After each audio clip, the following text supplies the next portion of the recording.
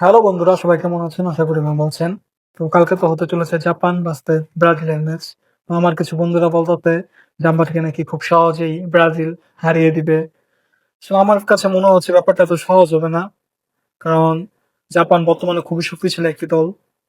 তো চলেন পরিসংখ্যান দেখা যাক আসলে কিভাবে জাপানকে কি এত সহজে হারানো যাবে কিনা।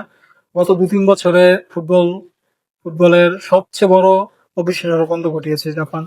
কাতার বিশ্বকাপে জার্মানি আর স্পেনের মতো অশক্তিদের হারিয়ে তারা প্রমাণ করেছে যে এশিয়ার এই দলটিকে হালকাভাবে নেওয়ার দিন শেষ।